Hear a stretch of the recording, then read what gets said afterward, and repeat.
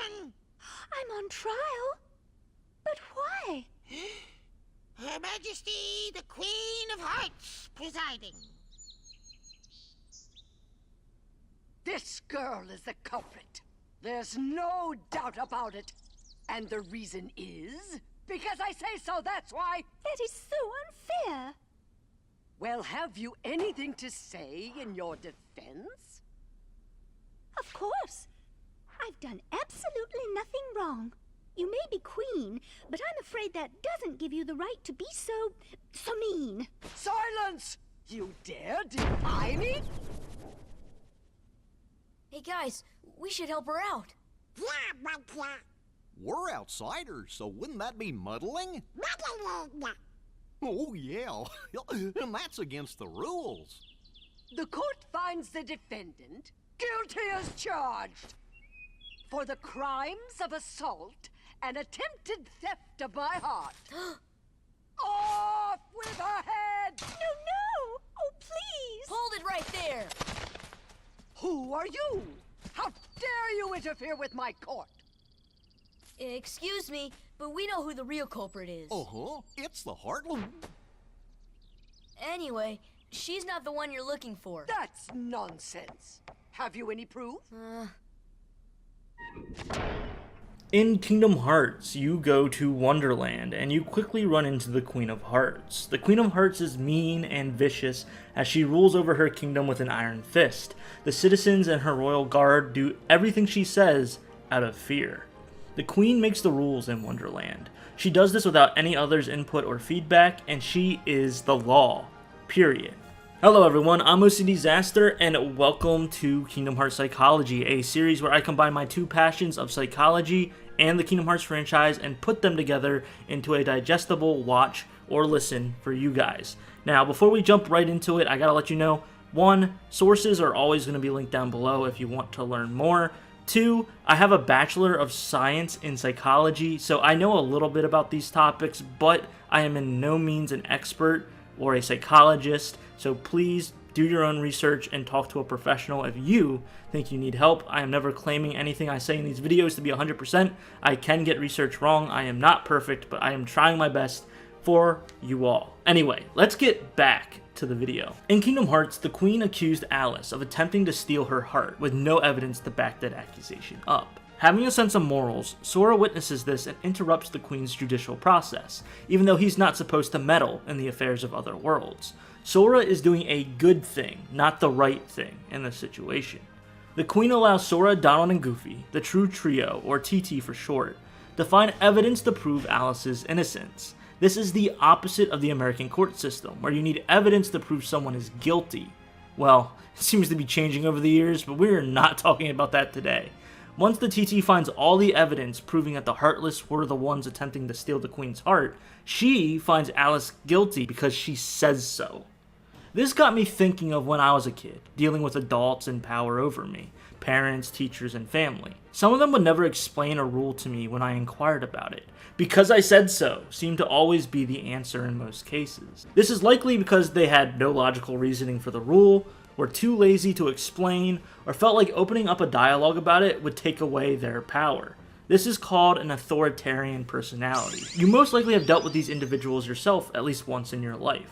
According to Dr. Maisel from Psychology Today, there are 30 traits an authoritarian can have. In this article, Dr. Maisel mentions 10 big ones. First, you have hatred, and this can be a bunch of different things. It could be hatred towards the person, it could be hatred towards the conversation, it could be hatred towards the context of whatever situation they're in. It's just the authoritarian figure has some sort of hatred, energy, or emotion behind it. Next, you have punishment and cruelty. So this is just unfair punishments or consequences for not listening to that authoritarian figure. Next, we have assaultive behavior. This can be physical, but it could also be non-physical. It could be verbal, emotional. And then from there, we have threats and scare tactics, which is, once again, a manipulative way of controlling somebody. Number 5 is unclear rules. So they purposely make the rules unclear so they can change it and manipulate it to the way they want it to be. So that way you can't just be like, oh, you said this, but you said this earlier. 6 is paranoia, the paranoia of that authoritarian figure losing their power or that everyone's against them. which leads into truth is their enemy. They don't like the truth. The truth breaks their entire system that they've created to kind of keep people under their thumb and controlled. Next is shame and ridicule, where they will make you feel bad when you do not support them or listen to them. Next is obsession with control. That's a big factor where they want to be in control of their situation. They cannot give that up no matter what. And lastly is intrusiveness, where they do not have boundaries and they just keep on getting in your space and trying to break you, so that way, once again, they have that power and control. Once again, these are only 10. There are 30 all in all.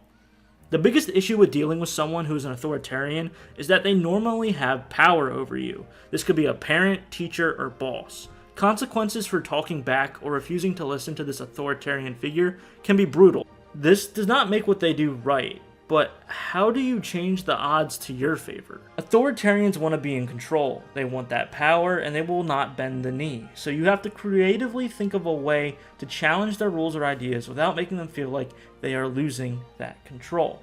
These next steps are how one can tolerate and coexist with an authoritarian. Reminder, you are important and your boundaries need to be respected.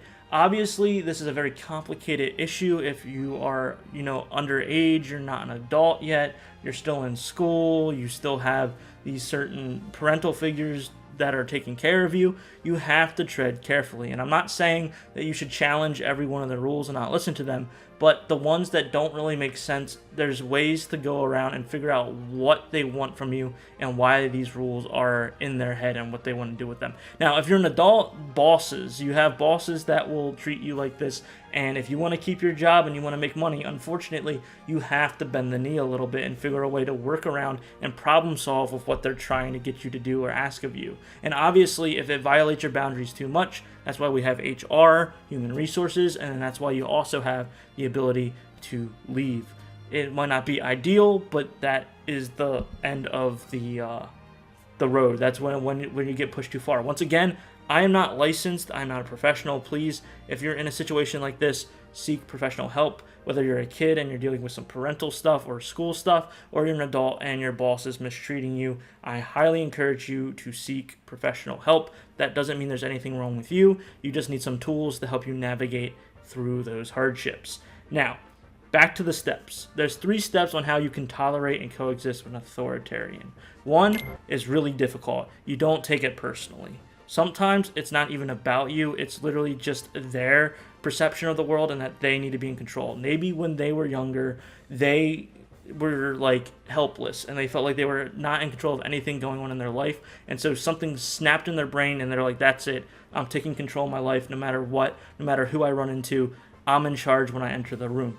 And that might not be the way you want it to be, but that might just be how they cope with what they've been through. So don't take it personally. Even if it's directed towards you, try not to take it personally. Try to tell yourself, okay, what are the other things going on right now?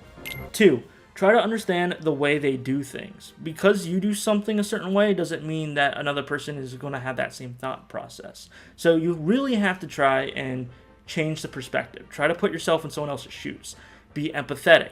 This is very difficult when someone is bothering you or upsetting you, but it's a tool that's really important to learn. And I think as we're getting more and more into the technological era and more people are on social media, that skill is being lost. People are not empathetic anymore. They're in their own head. They're very narcissistic and egotistical because they don't understand how to put themselves in someone else's shoes and perspective change. So I very much encourage people to try that, even in a daily life. Even if you're not having issues with somebody, try to get their perspective.